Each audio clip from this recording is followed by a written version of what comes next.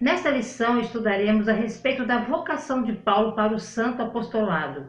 Veremos o ponto de partida de sua vocação e sua escola de formação no deserto da Arábia. Assim, teremos uma visão geral de como Deus usa o tempo e a circunstância para formar um ministério útil para o reino de Deus. Todos nós temos muitos pontos fortes e fracos que juntos nos tornam quem somos. E ainda nosso Senhor usa não apenas o que somos bons, mas também aquelas partes que pensamos não ser muito boas. Bom, Ele usa tudo em nossas vidas, quer consideremos útil ou não, porque tudo é usado para a grande colheita. Cada um de nós é um enviado por Cristo cheio do poder do Espírito Santo para compartilhar nossa fé com todos, especialmente aqueles que entram em nossas vidas de alguma forma. Se levarmos a sério nossa vocação para a missão, o Espírito Santo certamente abençoará a igreja com o crescimento. A paz do Senhor, povo lindo de Deus. Eu sou a diaconisa Tânia Anjo. Estamos estudando as lições bíblicas da editora CPAD, o quarto trimestre da classe dos adultos, que tem o tema O apóstolo Paulo, lições da vida e ministério do apóstolo dos gentios para a igreja de Cristo. O comentarista é o pastor Elienay Cabral. Ele é conferencista, teólogo, membro da Casa de Letras Emílio Conde, comentarista de lições bíblicas da CPAD e membro do Conselho Administrativo também da CPAD. A lição de hoje é a lição 4. Paulo, a vocação para ser apóstolo. O textuário nos diz assim: Paulo, chamado pela vontade de Deus para ser apóstolo de Jesus Cristo. Primeira carta aos Coríntios, capítulo 1, versículo 1. A verdade prática nos diz assim: Deus chama pessoas para realizar grandes feitos no reino divino. A leitura bíblica em classe se encontra em Atos, capítulo 9, versículo 15 ao 22, e Gálatas, capítulo 1, do versículo 11 ao 18. Pegue papel e caneta e anote as referências que aparecerão aqui no vídeo. Não esqueça de curtir, comentar e compartilhar pelo menos com mais uma pessoa que você estará ajudando a esse canal a levar o ensino da palavra de Deus, ok? Estamos também no Telegram. O link está aí embaixo. Lá você, professor, encontra subsídio das lições, materiais em PDF e slides para ajudar na sua aula, ok? Então vamos lá. Tópico 1, o ponto de partida para a vocação de Paulo. Subtópico 1, chamado e presciência divina. A vocação de Paulo foi estabelecida segundo a presciência de Deus. Ele mesmo confirma esse fato aos Gálatas quando escreve: Mas quando aprove a Deus que desde o ventre de minha mãe me separou e me chamou para a sua graça. O apóstolo experimentou uma completa transformação por meio do encontro com Cristo e foi vocacionado por ele para uma grande obra. O livro de Atos atesta para uma chamada presciente quando nosso Senhor diz a Ananias: Vai, porque esse é para mim um vaso escolhido para levar o meu nome diante dos gentios e dos reis e dos filhos de Israel, e eu lhe mostrarei quanto deve padecer pelo meu nome. Assim, Paulo foi batizado no Espírito Santo, batizado nas águas e teve sua visão recuperada. A eleição de Paulo para participar da grande obra de evangelização não aconteceu durante sua vida terrena, mas antes que ele visse a luz do dia, tal como aconteceu com o profeta Jeremias. Paulo está convencido de que a sua eleição ocorreu no início da sua existência no seio de sua mãe. A vida de Saulo virou de cabeça para baixo, a luz do Senhor que o cegou, e enquanto ele viajava, ele teve que confiar em seus companheiros. Quando oramos, nosso Pai Todo-Poderoso tem muitas opções para responder às nossas orações. Nesse versículo 11, vemos a capacidade de Deus de mover outras pessoas como resultado direto de nossa oração. Em resposta à oração de Saulo, Deus moveu o coração de um homem chamado Ananias. Deus usou Ananias para ajudar Saulo e ajudá-lo em sua jornada cristã. Não haveria nenhum apóstolo Paulo famoso sem o pouco conhecido Ananias. Deus trabalha nos corações como resultado da oração. Deus pode mover-se no coração do cristão para perceber e entender uma sua necessidade. Deus pode encorajar o coração de um descrente como um oficial de um governo e agir de certa maneira como fez com Nabucodonosor. Deus pode atrair o incrédulo a si mesmo. Novamente, Deus não força sua vontade sobre outras pessoas, pois ele permite que operemos com o livre-arbítrio. Deus está se movendo e trabalhando nos corações da humanidade todos os dias. Suas orações são poderosas. Você já orou hoje? Conforme instruído por Jesus, Saulo continuou em Damasco para fazer contato com um homem chamado Ananias, que hesitou a princípio em encontrar Saulo, porque conhecia a reputação de Saulo como um homem perverso.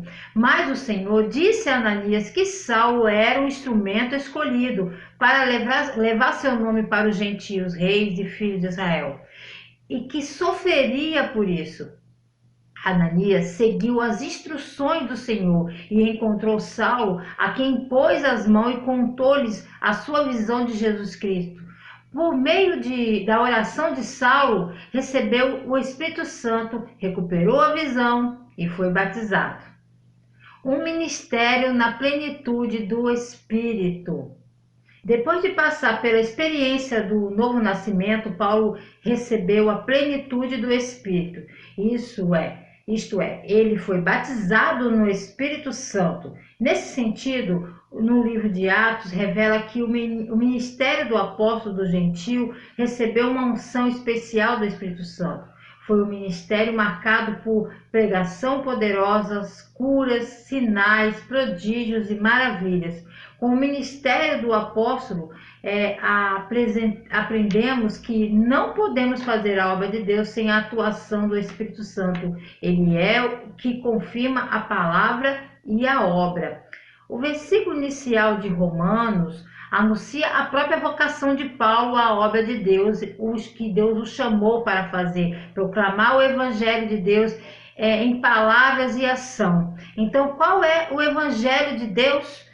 Paulo diz que é o poder de Deus para a salvação de todos aqueles que têm fé, primeiro do judeu e também do grego, pois nele a justiça de Deus é revelada por meio da fé, por fé, como está escrito, o justo viverá da fé. Para Paulo, o evangelho é mais do que palavras, é o poder de Deus para a salvação. Ele enfatiza que esta salvação não é para um grupo de pessoas apenas, mas tem como objetivo de ajudar qualquer pessoa na terra e está entre o povo de Deus pela fé. Romanos, então, é acima de tudo sobre a salvação de Deus. Saulo imediatamente foi às sinagogas e proclamou Jesus como Filho de Deus. O povo ficou meio cético, pois a reputação de Saulo era bem conhecida. Os judeus pensavam que ele tinha vindo para prender os cristãos, mas na verdade ele se juntou a eles. Deus mudou o nome de Saulo para Paulo. Na Bíblia vemos ocasiões em que Deus mudou o nome de pessoas. Abraão para Abraão, Jacó para Israel, como Jesus alterou o nome de Simão para Pedro. Entretanto, isso não se deu com o nome do apóstolo Paulo. Não há qualquer menção disso na Bíblia, o que explica a mudança de ênfase do nome de Saulo para Paulo é a origem do apóstolo. O nome Saulo, que seria Saul, da origem judaica, já Paulo, Paulus em latim, sua cidadania romana. Como o ministério do apóstolo buscava alcançar os gentios, o nome Paulo foi naturalmente usado no trabalho missionário e, consequentemente, nas escrituras canônicas. É um equívoco comum dizer que Paulo costumava ser Saulo e que, quando Jesus o chamou, ele o renomeou como Paulo. Você pode ter ouvido algo como Saulo, o perseguidor, tornou-se Paulo, o perseguido. Mas não há nenhum versículo que diga isso. E Paulo e Saulo são, na verdade, duas versões do mesmo nome. Pouco depois de Saulo se converter ao cristianismo, Lucas nos diz que ele também é chamado de Paulo.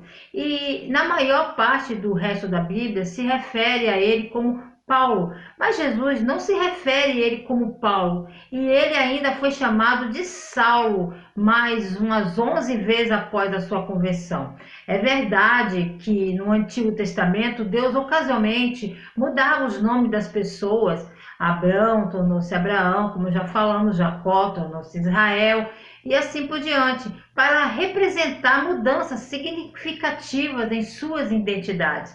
Mas não foi isso que aconteceu aqui nessa história. A realidade é que Saulo era um nome hebraico e Paulo uma versão grega do mesmo nome, semelhante como Tiago é a forma grega de Jacó, Judas é a forma grega de Judá. Conforme Paulo começou a evangelizar as comunidades gregas, e já que a maior parte do Novo Testamento foi escrito em grego, faz sentido vermos a versão grega do seu nome, mas após a sua conversão. Saulo de Tarso nasceu judeu, circuncidado, ao 8º dia, da raça de Israel, da tribo de Israel e da tribo de Benjamim. Hebreu de ascendência hebraica em observância da lei, ele era fariseu. Esse era um nome apropriado para um menino da tribo de Benjamim, visto que o rei Saul era o membro mais famoso da tribo de Benjamim. O nome hebraico dado a ele por seus pais era Saul, mas como seu pai era um cidadão romano e, portanto, Saulo herdou a cidadania romana, Saulo também tinha o nome latino, Paulo. O costume de nomes duais era bem comum na época. Os judeus escolhiam os nomes, por exemplo, de seus filhos de acordo com situações que viviam, ou esperavam, ou se faziam homenagem a antepassados. Outro modo de distinguir entre pessoas com o mesmo nome era identificar pela sua cidade natal. Maria Madalena, por exemplo, Maria de Magdália. Judas Iscariotes, o discípulo que traiu Jesus, vinha da cidade de Queriote. Saulo de Tarso, da cidade onde nasceu. Os cidadãos romanos geralmente tinham nomes romanos completos. Mesmo aqueles que não eram etnicamente romanos recebiam nomes romanos se eles tivessem a cidadania. Não sabemos os outros dois nomes de Paulo, só podemos aqui conjecturar, mas ele teria um nome parecido como Marcos Antônios Paulus ou Gaius Túlius Paulus. Para os romanos, o terceiro nome, chamado cognome, era o mais comumente usado. Os outros dois eram usados formalmente como em certidões de nascimento ou outros documentos legais. Visto que ele cresceu em um ambiente estritamente fariseu, o nome Saul ou Saulo era de longe o nome mais apropriado para ser usado. Mas depois de sua conversão, Saulo decidiu levar o evangelho aos gentios, então ele tirou a poeira do seu nome romano que estava lá parado e tornou-se conhecido como Paulo. Um nome ao qual os gentios estavam mais acostumados. Adotar seu nome romano era típico do estilo missionário de Paulo. Seu método era deixar as pessoas à vontade e abordá-las com sua mensagem em uma linguagem e estilo com os quais pudessem se identificar. Ter nomes diferentes para culturas diferentes era uma prática comum na época. O apóstolo substituto José tinha dois nomes judeus, José e Barrabás, e um nome romano, Justo. O companheiro de Paulo, Barnabé, tinha um nome judeu, João, e um nome romano, Marco. E vários exemplos podem ser encontrados em relatos não bíblicos da época também. Enquanto Paulo estava em sua fase inicial de ministério, teria sido mais benéfico usar seu nome judeu. Saulo pode ter sido seu nome padrão, desde que se mudou de Tarso para Jerusalém quando jovem. Mesmo quando ministrou principalmente na Antioquia, gentia, ele se juntou a uma equipe de líderes, quase todos judeus, e portanto usar seu nome judeus teria sido mais natural. Mas uma vez que Saulo começou formalmente suas missões aos gentios, foi mais útil usar seu nome romano, Paulo. Também é possível que Paulo tenha desistido de usar seu nome hebraico, Saulo, com sua conotação régia, e tenha optado por usar seu nome romano, Paulo, que significa pequeno, porque ele desejou tornar-se menor para apresentar Cristo como maior. O ponto de partida para a vocação de Paulo foi a presciência divina e a pessoa do Espírito. Tópico 2. Uma vocação efetivada pelo Cristo ressurreto. Saulo viu o esplendor glorioso do Cristo ressurreto. Não foi uma miragem nem uma ilusão de ótica, mas Saulo viu realmente o Cristo ressurreto a quem ele perseguia. Essa visão gloriosa ofuscou seu orgulho ante as autoridades judaicas e foi definitiva para a vida daquele que mais tarde seria um embaixador de Cristo entre os gentios. Eu me lembro quando eu era criança, a garotada da rua apostava quem aguentava ficar mais tempo olhando para o sol. Então eu ficava ali até que não aguentar mais, e quando eu fechava, desviava o olhar, ficava aquela mancha do sol queimando meus olhos. Saulo ficou cego pela luz, mas gravada em sua mente essa última imagem deslumbrante de Cristo glorificado. Como uma mente cega, por 3 dias Paulo jejuou, e a única imagem que Paulo conseguia lembrar era o próprio Cristo. Mas ao fazer isso, Deus está ocupado entrando com providência na vida dele. A verdadeira transformação, ela resulta na imersão dentro da igreja de Cristo. Deus nunca transforma pecadores e depois os deixa sozinhos. Deus nunca os salva e o despreza como um órfão. Ele o adota em sua família e o submerge em seu corpo. O Cristo ressuscitado é o poder da promessa de Deus que existe vida além da morte, existe paz além do medo, existe unidade além das fronteiras, raças, religiões e política. O Cristo ressuscitado brilha à luz da realidade em todas as nossas trevas. Uma vocação inevitável para o apostolado entre os gentios. Deus escolheu Saulo de antemão para fazer conhecer a sua vontade. Qual era a vontade dele para Saulo? Torná-lo um embaixador de Cristo, um pregador do Evangelho. Não por acaso as várias cartas do apóstolo às igrejas plantadas por eles eram assim identificadas: Paulo, apóstolo de Jesus Cristo, pela vontade de Deus. O apóstolo não foi ordenado em Jerusalém nem por uma comissão de apóstolos formada por Pedro, João e Tiago, ou por outros apóstolos de Cristo. O que prevaleceu foi a declaração de Jesus para Ananias, discípulo fiel de Cristo em Damasco: vá, porque este é para mim um instrumento escolhido para levar o meu nome diante dos gentios e reis, bem como diante dos filhos de Israel. Ananias, com autoridade delegada pelo próprio Senhor Jesus, numa visão, foi ao encontro de Saulo na rua chamada Direita, e lá, chegando, impôs as mãos sobre Saulo. Ele passou 72 longas horas de reflexão profunda. Podemos apenas imaginar o que deve ter passado pela mente do apóstolo Paulo. O que eu fiz? Como eu poderia estar tão enganado, tão errado? O que eu faço agora? Saulo se viu confuso, um lugar de escuridão. Para pensar. Um lugar para se perguntar sobre a natureza do mundo e seu próprio lugar nele. Ao lermos o relato registrado para nós em Atos 9, imaginamos Saulo ali encolhido em um canto da escuridão, faminto e sedento, não apenas pelo físico para sustentar seu corpo, mas também por algo espiritual para sustentar sua alma.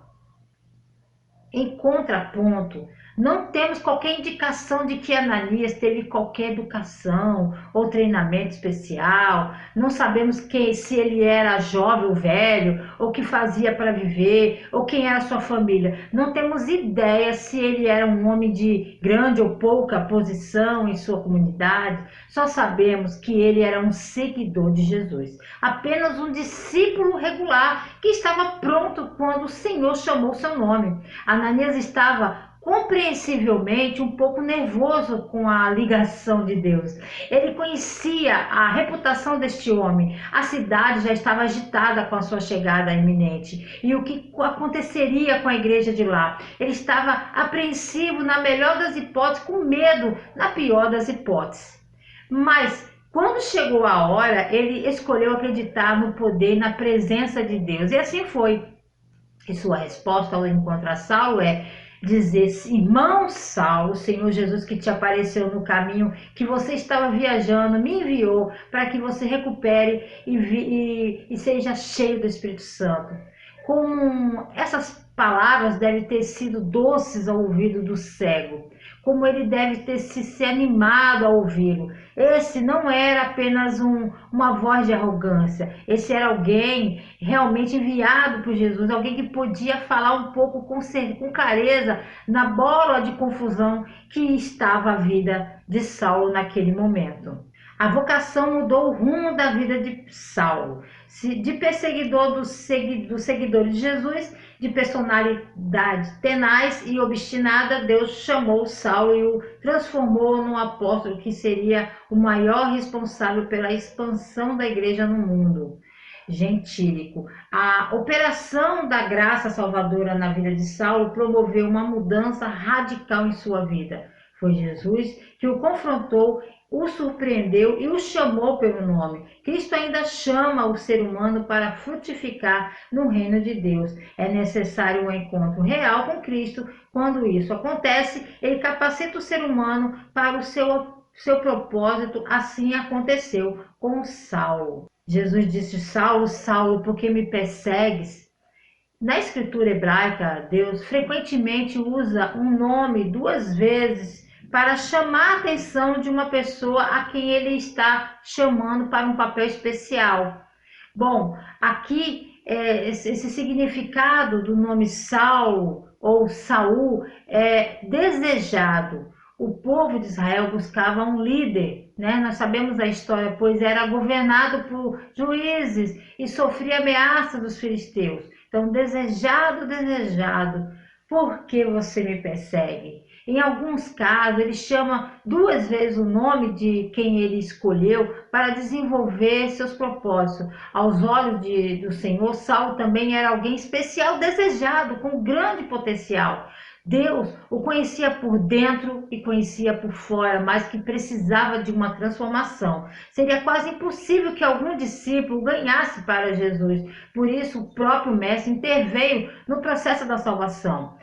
Eu sou Jesus a quem você persegue. Essa resposta deve ter mudado tudo o que Saulo acreditava. Em vez de ser um falso profeta ou Jesus que ele pensava, era uma voz celestial que mostrou que Jesus realmente era o Filho de Deus. Ao invés de estar morto, enterrado, essa voz provou a Saulo que Jesus estava muito vivo. Essa voz também significava que os cristãos que Saulo perseguia estavam certos o tempo todo e Saulo estava errado. Ao ferir e prejudicar a igreja, o corpo de Cristo, Saulo estava ferindo e prejudicando o próprio Jesus. A visão gloriosa do Cristo ressurreto mudou definitivamente o rumo da vida de Paulo. Tópico 3. Vocação de Paulo e o aprendizado no deserto. A ida para o deserto. O ministério de Paulo precisava de uma preparação austera, silenciosa, de comunhão com Deus e de reflexão. Em vez de ir a Jerusalém para aprender com os apóstolos, ele afastou-se dos judeus nas sinagogas, onde posteriormente passou a apresentar Cristo. Paulo tomou o caminho da Arábia, a sudeste de Damasco, sob o domínio do rei Aretas. O apóstolo preferiu viver em um lugar na região desértica da Arábia, onde habitavam alguns nômades e ele era totalmente desconhecido. A Arábia no primeiro século era a designação também poderia se referir ao deserto de Ciro Árabe, mas ao norte, que inclui parte da Síria e Jordânia moderna de hoje. Na Arábia, o apóstolo Paulo é pessoalmente ensinado por Jesus Cristo durante o período de 3 anos. Provavelmente foi durante esses 3 anos que o Senhor começou a revelar a Paulo muitas verdades espirituais profundas. Não foram anos desperdiçados, mas anos de preparação para que, quando lhe fosse dada a oportunidade de falar, ele teria algo significativo a dizer. O ministério de Paulo era exclusivo, sua comissão era única e seu chamado era distinto. Ele não precisava de nenhum autor humano ou aprovação de outros homens para ensinar a mensagem que recebeu do próprio Senhor, nem aprendeu de sua doutrina de qualquer outro apóstolo. Paulo não recebeu o mandato de ensinar o evangelho de nenhuma fonte humana, mas do próprio Deus. Paulo não recebeu a mensagem apostólica que ensinou por meio do ministério de Pedro, Tiago, João ou qualquer um outro dos discípulos de Cristo. Ele o recebeu exclusivamente do Senhor Jesus Cristo, ressuscitado e glorificado. Devemos aprender a seguir o exemplo de Paulo, valorizar o tempo tranquilo e íntimo, sozinho com Deus, ter um momento a sós com Deus. Talvez o Senhor tenha um grande ministério para você, mas primeiro ele está esperando que você reserve propositalmente um tempo para estar com ele. Comece hoje a encontrar seu lugar privado e ouça atentamente o que o Senhor tem a dizer a você. Lições do deserto. O apóstolo sabia que precisava aprofundar o seu conhecimento acerca de Jesus Cristo, pois seu caminho seria de confrontos com dúvidas, oposição e rejeição. Então foi para o deserto da Arábia e ficou 3 anos aproximadamente entre sua conversão e seu retorno a Jerusalém. Esse período serviu para Paulo reavaliar a si mesmo diante de Deus, suas crenças e convicções judaicas, confrontando-as com a revelação da graça de Deus em Cristo Jesus. Assim, Paulo se preparou para explicar sua vocação aos líderes da igreja em Jerusalém. O que aconteceu durante os anos de sol de Paulo foi apenas o início de um processo ao longo de sua vida. Deus renovou sua mente e o transformou na imagem de Cristo. Para o apóstolo, essa mudança começou com a conexão de seu rico conhecimento bíblico à revelação de que Jesus Cristo era o Filho de Deus. Paulo conhecia as Escrituras completamente, mas as verdades que Jesus era o Messias prometido o fez reconsiderar a fundação em que confiava. Tudo que ele sabia sobre Deus tinha que ser reavaliado à luz dessa nova informação. Paulo tinha um histórico de querer agradar a Deus, então o Espírito Santo, sem dúvida, encontrou-lhe um aluno bem dedicado e disposto. Mais lições do deserto.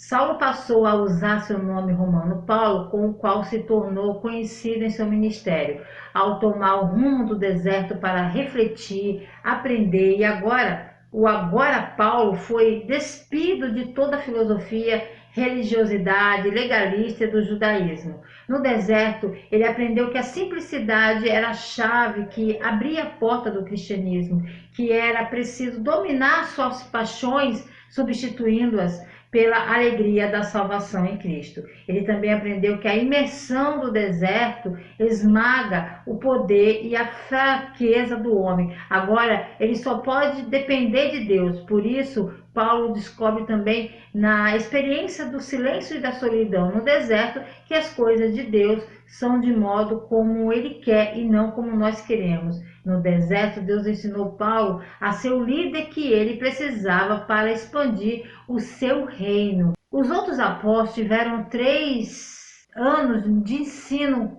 com Jesus. 3 anos é o mesmo período de tempo que Paulo foi para a Arábia. Geograficamente, O mesmo lugar também, né, que Elias e Moisés passaram pela solidão no deserto e foram visitados pelo Senhor. O espírito do apóstolo teve que ser moldado de acordo com a vontade do Pai, e o Senhor continuou trabalhando nele muito tempo depois que Paulo deixou o deserto e começou seu ministério. Toda pessoa que lê suas cartas é testemunha do trabalho de Deus em um homem submisso. A vocação de Paulo foi aperfeiçoada no deserto pelo qual o apóstolo passou durante 3 anos. Conclusão: a grande verdade que aprendemos nessa lição é que Deus não mudou seu método para vocacionar e chamar a quem Ele quer. Para isso, Ele usa experiências muitas vezes dolorosas no deserto da vida. É preciso aguçar nossa sensibilidade espiritual para identificarmos o chamado de Deus para as nossas vidas. O encontro na estrada de Damasco redefiniu completamente quem era Paulo e mudou o propósito de sua jornada de silenciar os cristãos para falar em apoio a eles. Em vez de tirar de números deles, ele adicionou. E uma vez que Jesus o redirecionou, Paulo continuou nessa trajetória pelo resto de sua vida. Nem todos somos chamados para ser como Paulo, nem todos somos aqueles que está à frente, aquele que lidera a multidão, aquele que é reconhecido por seu impacto, mas todos nós somos chamados para sermos de repente como um Ananias. À medida que vivemos e nos movemos como seres relacionais, no meio dessas criaturas de Deus, devemos afastar as trevas e iluminar uma interação de cada vez. Devemos estar preocupados e olhando com expectativa para onde a mão soberana de Deus está nos posicionando. Quando somos chamados por Deus, ficamos apreensivos, com medo. Não sabemos ao certo se temos as palavras certas que podem gerar um impacto. Dizemos algo gentil, de encorajamento ou de empatia. Então, desaparecemos da vida de alguém para sempre como um vapor no vento, assim como Ananias. Podemos nunca ganhar a notoriedade de Paulo, mas devemos nos mover em direção ao Espírito Santo com a vocação, assim como fez Ananias. E então, você já comprou sua revista? Como tem sido o seu ensino? Como tem sido a receptividade dos seus alunos com o ensino sobre a vida de Paulo? Agradeço a você que chegou até aqui, até o final, que se inscreveu no decorrer dessa semana. Agradeço a você. Sou carente de vossas orações. Ore por mim que eu oro por você. Amém? Querendo o Senhor, se Ele não voltar, estarei de volta aqui a mais um Resumo EBD. A paz do Senhor a todos.